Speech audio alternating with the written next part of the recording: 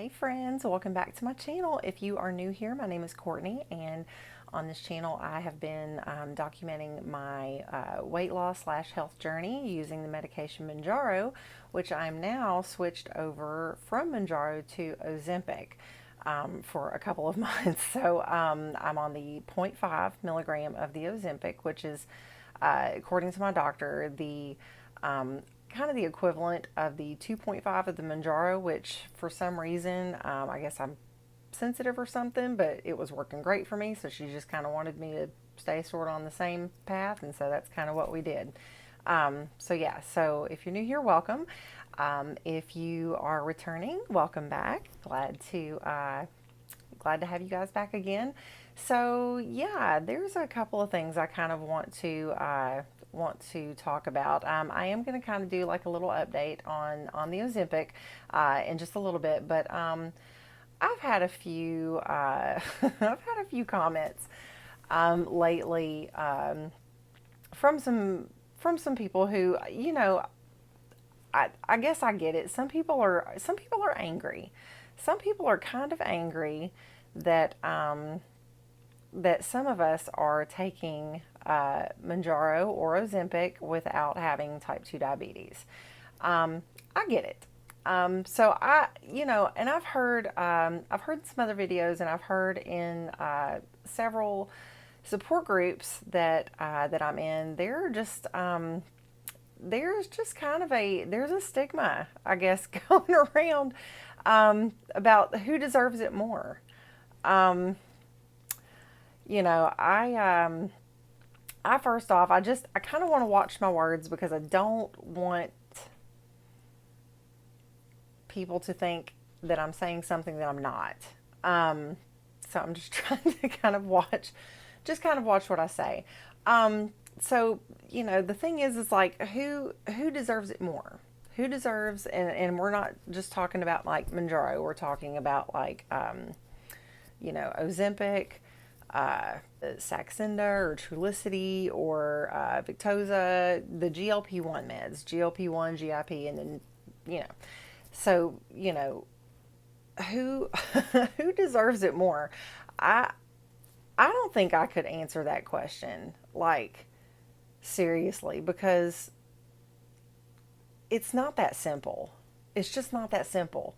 Um, this medicine was created for type 2 diabetics. I get that. I get that. But it has also been shown to greatly help other conditions. Okay. Um, do I think that type 2 diabetics, you know, who are seeing, you know, life changing results on this medicine, do I think that they deserve it? Absolutely. Absolutely. I've lived my entire life with diabetics. My entire dad's side of my family is diabetic. I'm literally the only one. I actually may have one cousin. I'm not even sure though. But I'm literally the only one that has not been diagnosed with type 2 diabetes. But I have like insulin resistance, I have metabolic syndrome, I have other issues as well. So, I mean, I'm not completely, I guess, like off the hook for that, but and it could still happen. Some of my cousins were diagnosed a little bit later in life. It happened. They tried doing what they could, and they still ended up getting diagnosed, and now they're, you know, taking medicine for their diabetes and stuff like that. Um, so let's talk about a few of these people, a few of the people, the types of people who are taking these meds. We have type 2 diabetics who, yes, this is a life-changing you know, medicine for some of them. And do they deserve it? Heck yeah, they do. Heck yeah, they do. Especially something that's been like a breakthrough that is like way better than anything that's been on the market. And I'll come back to that. But then we have another group of people. We have like our like people who are obese, who have high BMIs, you know, with other medical issues like pre-diabetes, metabolic syndrome, PCOS. Oh gosh, I wrote a few things down here. Oh, like non-alcoholic fatty liver disease. People who are suffering from inflammation and neuropathy. These are people who are all seeing life-changing results on these medicines as well. And then we have another group of people who are taking it strictly for weight loss, not for any other kind of health reasons, just strictly for weight loss. Okay. Um, so this is the main, this is the main three types of people who are taking this. Um, you know, I think with my situation, I have a high BMI. I have my, doctors told me I had prediabetes. I had insulin resistance. Um, I have metabolic syndrome. I have thyroid disease, so like my metabolism is wrecked. Like I've literally had like no metabolism for years and years and years and years, like years. I found I had thyroid disease when I was pregnant with my youngest son, who is now like 14 and a half. So, I mean, that's been a long battle. And I'm on I'm on some pretty high doses of thyroid meds. And I'm on a couple of different thyroid meds. And so, I've struggled for years and years, with my weight. And it seems like nothing I do, uh, will help it. And so, and there's a couple of things I want to talk about that. I've also heard a lot of people say, well, why don't you just eat right and exercise? I just totally wish I'd have thought of that. It's like, where'd you even come up with that?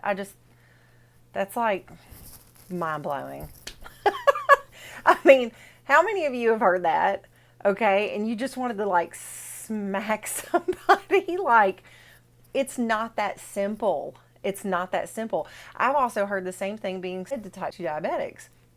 Oh, well, you can control that if you just eat right and exercise. Sometimes it's just not that simple. Okay. Um, People's, body and the makeup of their body, it doesn't respond sometimes to those things. And I'm just going to give you an example, because I've had a lot of people, oh, well, you ought to just eat right and exercise, and that way just come right off. Oh, really? Really? Because let me tell you what I did for like 8, 9 years. Okay. My sons and I had taken martial arts my oldest son started before I did. And then after I started, my younger one started. But we took martial arts for years. Okay.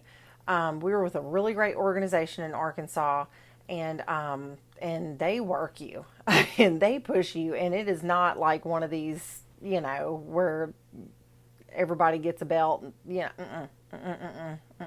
got to work for that. You got to work for it. And for years, we were in classes, probably in the beginning, 3, 4 nights a week, hour and a half long classes.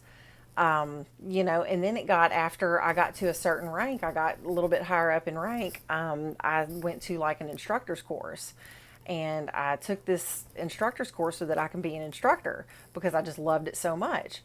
And then after I started instructing, I actually started running the after school program in our town. And I had several students. Like, I would teach them, and even when you're instructing, you've got to still get out there and do that also. You're not just sitting by the wayside just telling people what to do. You got to show them. And some of these, in our organization, we call them forms. I think like in karate, they call them like katas. They're like these choreographed fights, basically. Well, you have all these different moves and stuff, and you're just doing them with such intensity and vigor that, you talk about a cardio workout, and you're doing this for like an hour to an hour and a half. I know a lot of people who are fitness gurus who could probably barely make it through some of these classes. Like, not even kidding. I'm not kidding. Okay, so when we were doing, when I was doing after school program, we were doing classes Oh gosh, I was doing classes probably 5 days a week, like 3 days of the ones that I taught during after school program.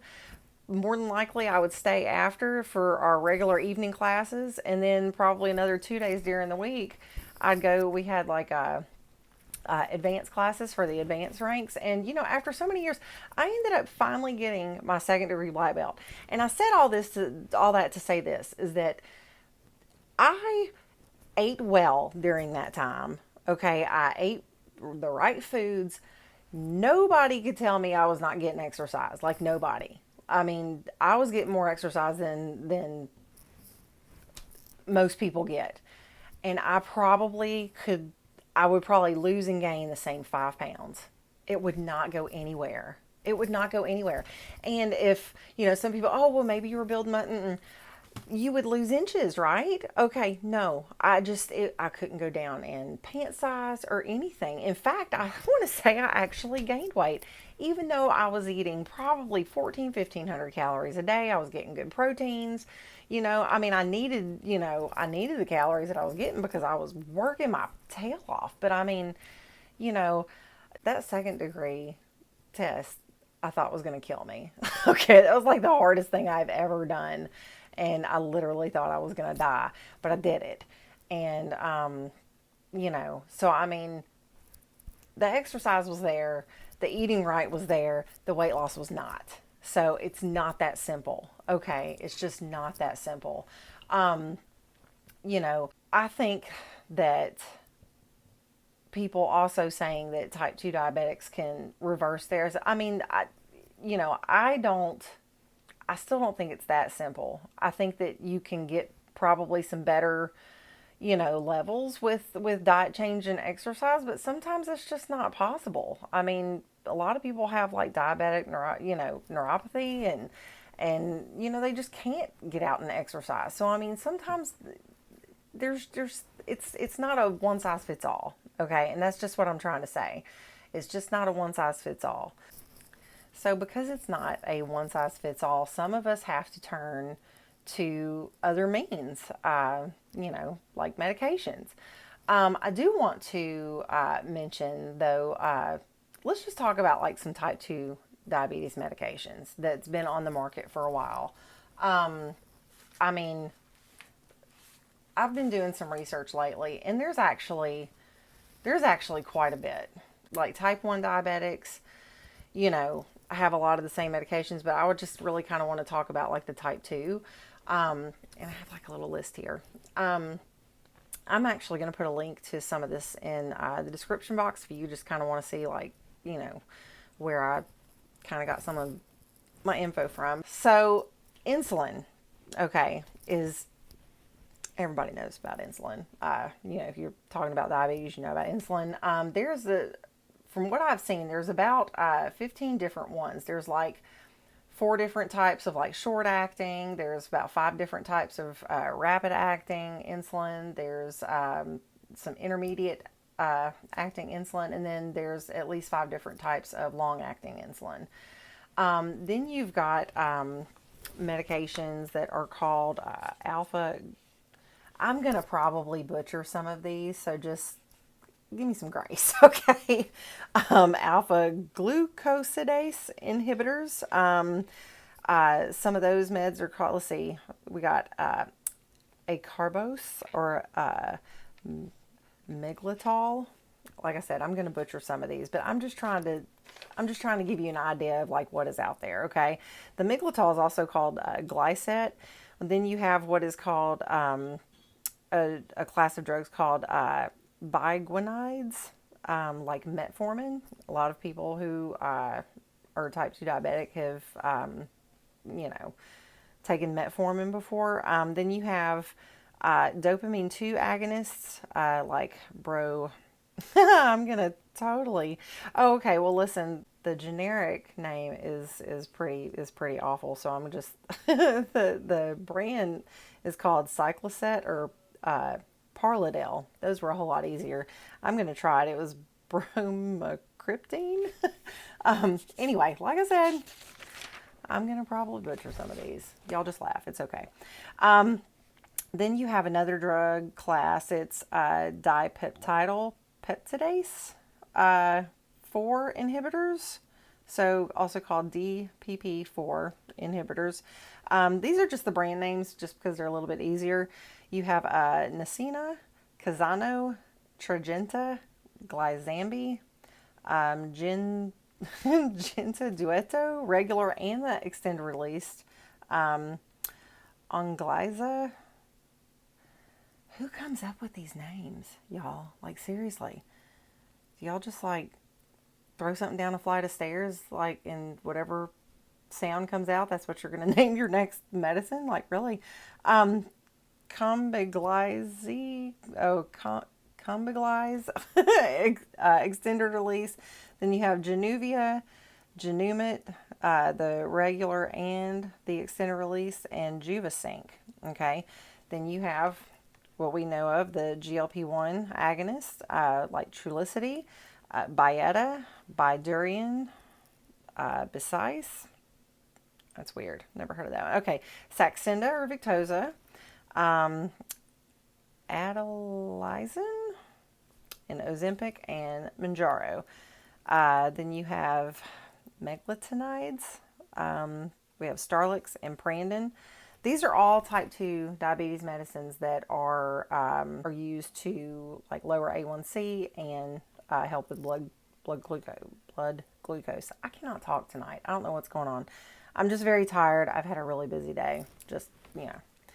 Anyway, so let's go on. We also have what are called SGLT2 inhibitors, the sodium glucose transporter 2 inhibitors. Invokana, Invocamit. You have regular and the extended release. Farziga, is that how you say that? Okay. Zigduo XR, which is the extended release.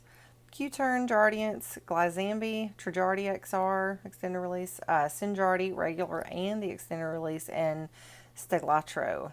Then you have another class of meds called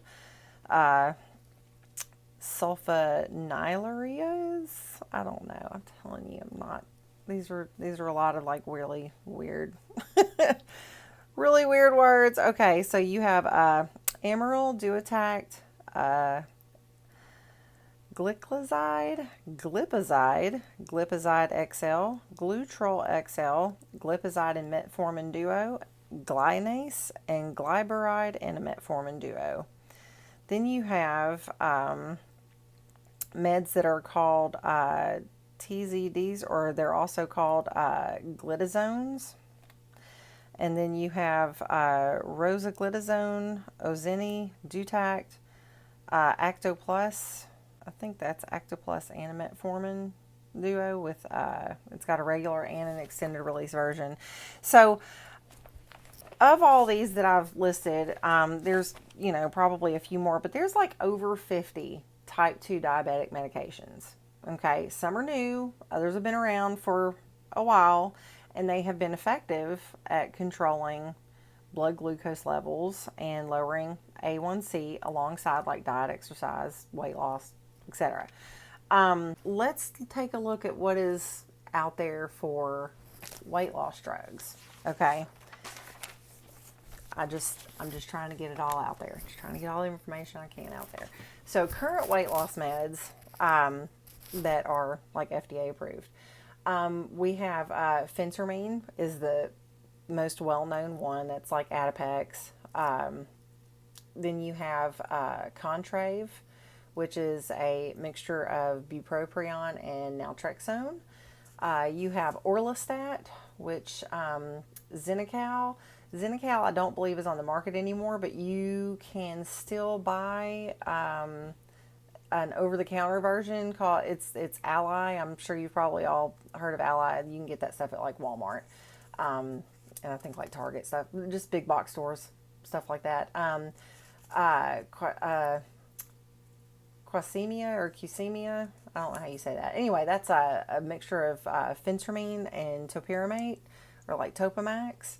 Saxenda, which is liraglutide, and then Imcivree, Imkivry. That's just one of those awesome words there. Which is also, that one's called setmelanotide. So let's talk about a couple of these weight loss meds. Okay, so the phentermine, which is like the Adipex, and the quasemia, which is the phentermine, and the topiramate. These are stimulants. These are basically they're amphetamines. I've taken phentermine. No judgment on anybody who has or is taking phentermine. It works. It does work.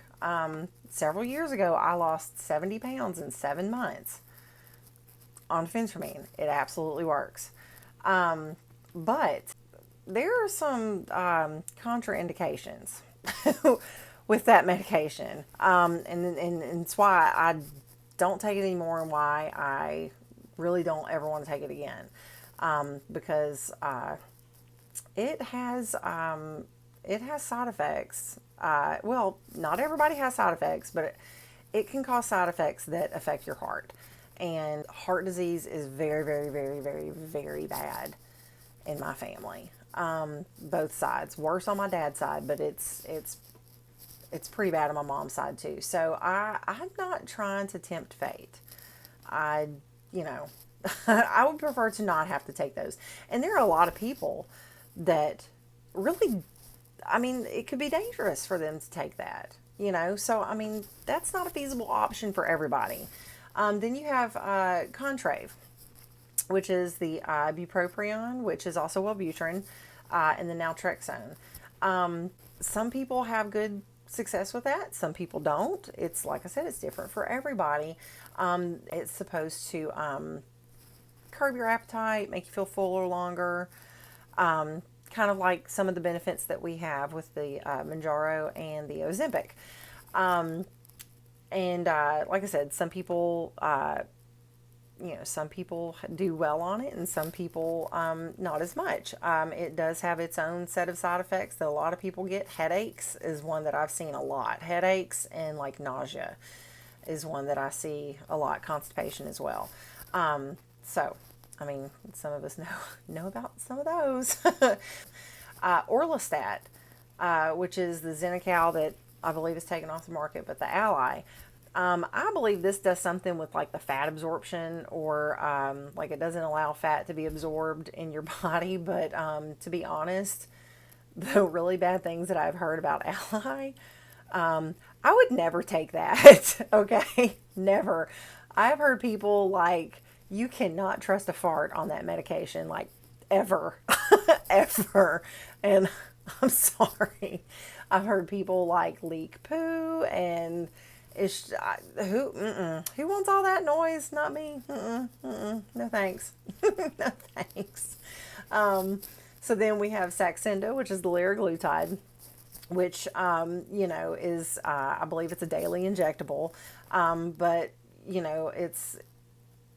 it's not covered by a lot of insurances. Some insurances cover it, but if you don't have any kind of like weight loss medicine coverage, well, you're not going to be able to get any of these anyway. But it's expensive. Some of the other ones are a little bit more, cost effective. You can move some stuff around, and you can easily be able to afford some of these other ones. But Saxenda is not one of them. There's people that are paying out of pocket for, for Mounjaro and for Ozempic. Hey, more power to you.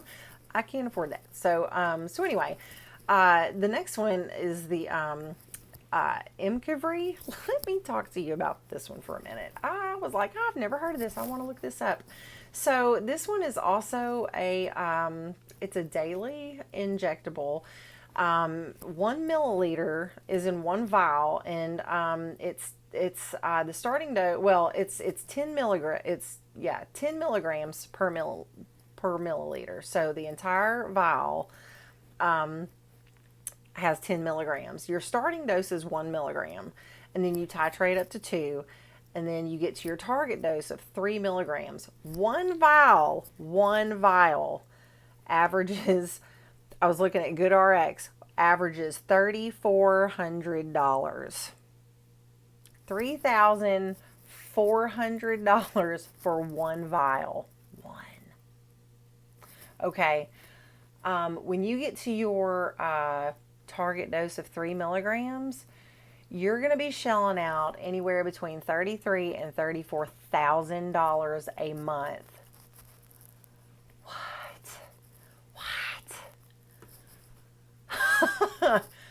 Okay. Okay.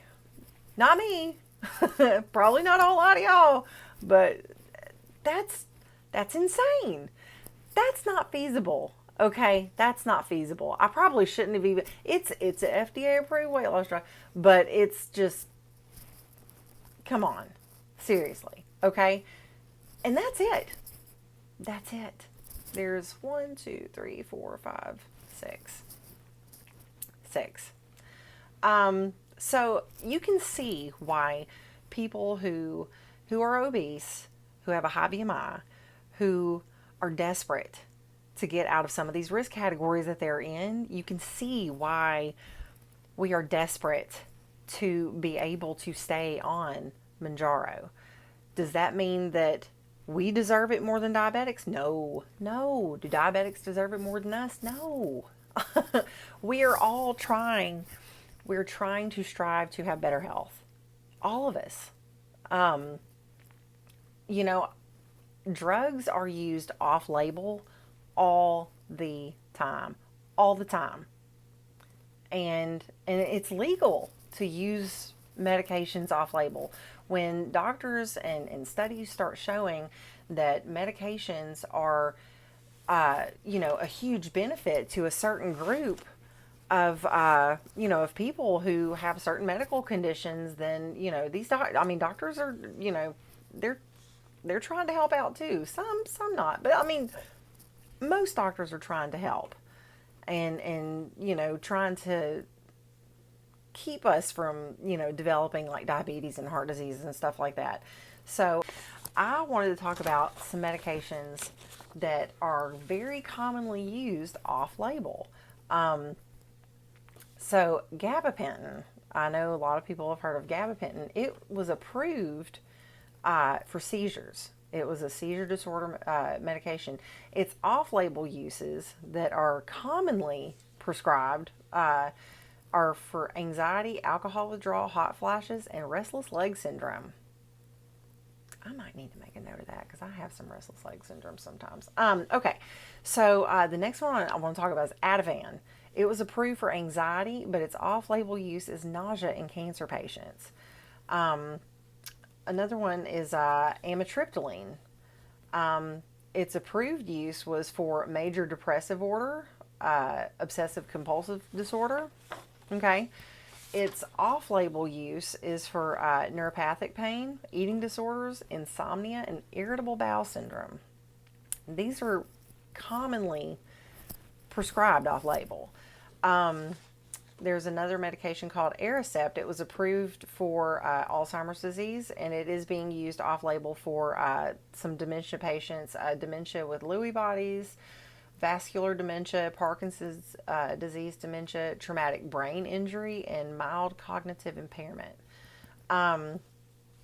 So aspirin, FDA approved for pain, fever, rheumatic disease, cardiovascular disease, cerebrovascular disease, angina, heart attack, and post-revascularization procedures. The off-label use is for coronary disease prophylaxis in high-risk diabetic patients. Let's talk about this one, sildenafil. Okay, this was originally it originally started clinical development as an agent to treat hypertension, which is high blood pressure, and angina. And it also is now being used for erectile dysfunction in men. This is Viagra, people. Viagra was originally being looked at to treat angina and high blood pressure. Okay, so very well known drug that is used off label. So, fluoxetine, its approved uses were for major depressive disorder, generalized anxiety disorder, eating disorder, panic disorder, bipolar disorder, OCD, post-traumatic stress disorder, social anxiety disorder, premenstrual dysphoric disorder. Off-label uses are other psychiatric disorders like borderline personality disorder, hot flashes, premature ejaculation, and fibromyalgia. So, just kind of all over the spectrum there. Beta blockers, atenolol, I probably butchered that one too. So its approved uses were high blood pressure, angina pectoris, heart attack. Off-label use is for social phobia, anxiety, and fear of public speaking. Okay, so these are just a few medications. I'll put I'll put these links down in the description box below. But these are just a few medications that are, widely used off label. Just like, we're looking at like the semaglutide and the tirzepatide medications, off label. It's, some people, it was made for type 1 or type 2 diabetics, yes, but it's life changing for other people too. It doesn't make one group of people more deserving than another. We're going to get to that third group of people in just a second. But I also wanted to, talk, and I'm going to put some pictures of these over here. But there are some like medical articles that I had looked up, and this is just almost my argument for why I believe that, people who are obese that have some morbidities, have, the prediabetes, metabolic disorder, PCOS, non-alcoholic fatty liver disease, why these people should be allowed, and are deserving of these medications also. Okay.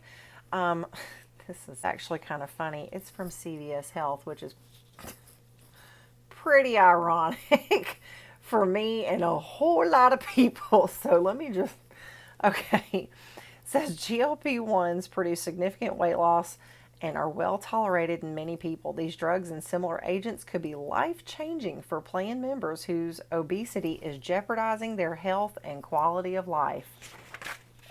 CVS Health. Then why aren't you people approving these PAs? Dadgummit. Ugh. Anyway, okay. So there was another article this is actually from Science Direct. It was an article called "Why Does Obesity Cause Diabetes?" The summary, basically it says the accumulation of an excessive amount of body fat can cause type 2 diabetes, and the risk of type 2 diabetes increases linearly with an increase in body mass index, BMI. And the conclusion in that same article, it says obesity, particularly when associated with increased abdominal and intra-abdominal fat distribution and increased intrahepatic and intramuscular triglyceride content, is a major risk factor for prediabetes and type 2 diabetes because it causes both insulin resistance and beta cell dysfunction. According to the worldwide increase in the prevalence of obesity has led to the increase in the prevalence of type 2 diabetes. So, direct correlations between obesity and diabetes. Then I also want to kind of talk about something that, affects me, and that's cardiovascular disease, okay, and obesity. This one is from premierhealth.com. It says, according to the CDC, an American dies every 36 seconds from cardiovascular disease, and heart disease, which comes in various forms, continues to be the leading cause of death in the U.S. for men, women, and members of most racial and ethnic groups, the CDC reports. Leading cause of death. This is from the Journal of the American College of Cardiology. It says obesity is highly prevalent worldwide, closely associated with multiple health risks, and directly contributes to the pathogenesis and progression of CVD, which is cardiovascular disease. In 2021, 1.95 million cardiovascular deaths and 3.7 million deaths overall were attributed to elevated BMI.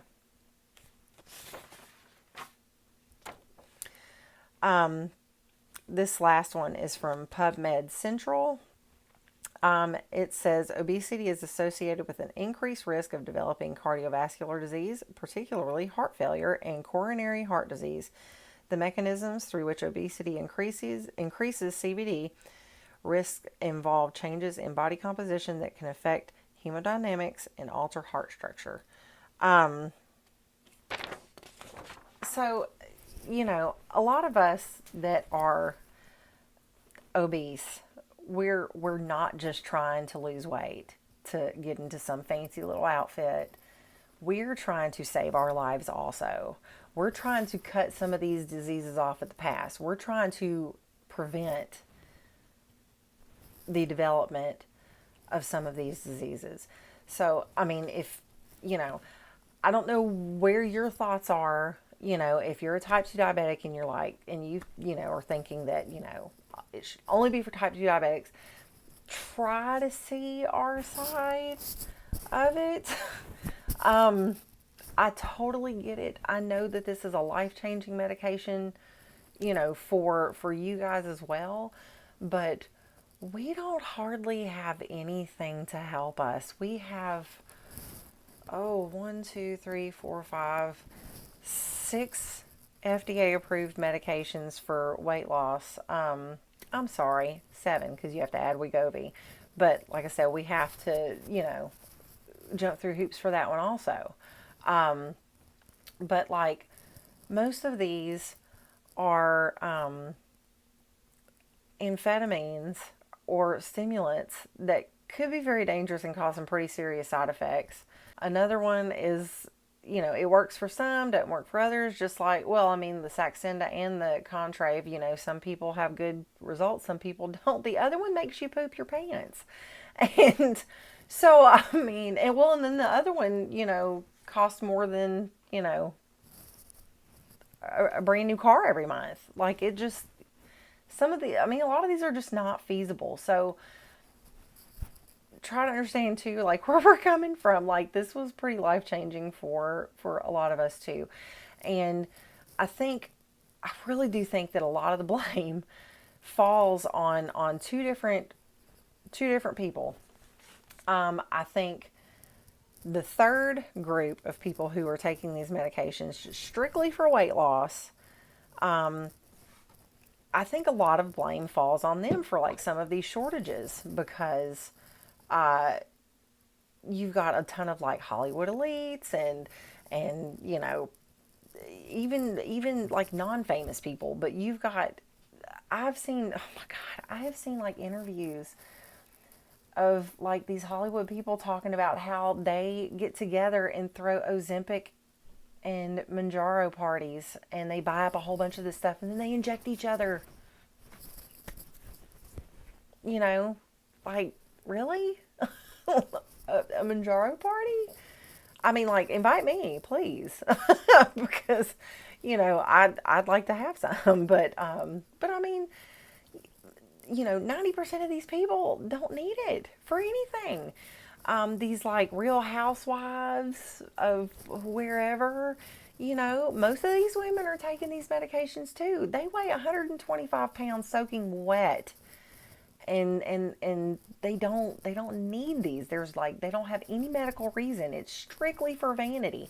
And then I've seen tons and tons of like Instagram and like Facebook people who just for no medical reason. It's only, I want to lose 10 pounds because I got to go to a wedding and, or I've got a party and and there's like hundreds of thousands of these people who are buying this stuff up who don't need it medically. I think those people are causing an issue. I think a lot of the blame falls on them. And I also kind of think a little bit of the blame falls on Eli Lilly. They knew, because of how well Ozempic did, they knew how amazing Manjaro was going to do, they knew it was going to blow up. They knew it was going to blow up. And they didn't make enough to meet demand. Okay? They give out these coupons. They're called like loss leaders. They'll take a hit, so, you know, on profits, to pull people in. Pull people in. Get them, you know, get them hooked. Not hooked like you're addicted, but get your meat hooks in them, and you know, show them how amazing this is, and then, you know, oh, this is gonna expire soon, so what are you gonna do? So I mean, and now insurance companies are just flipping out all over the place, like, no, we're not gonna cover it unless you're you know, which I get it, but I mean, it's still in shortage. So I mean, people can't get it. People who are type 2, or people who are just wanting it for their metabolic syndrome or their PCOS, you know, insulin resistance and stuff like that.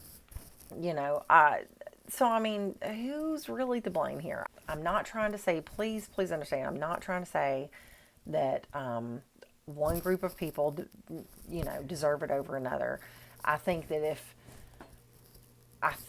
if I had to choose, the third group would be on the very bottom of the totem pole. I mean, because they don't have any medical reason.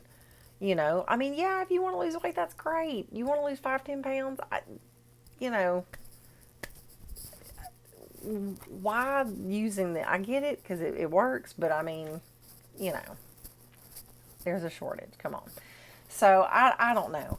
It's like, I don't know what the right answer is, but I do know that there is like a huge stigma of, you know, well, you know, you don't deserve it and you're being selfish, because this person over here deserves it more than you, you know, or this person needs it to save their life. Well, you know, talking with my doctor, it's, you know, she mentioned it's not a life-saving diabetic medicine. There, before these were even out, there were other therapeutic drugs that were helping with, you know, with A1C and blood glucose. Now, is this one like infinitely better than the other ones? Yes. Yes.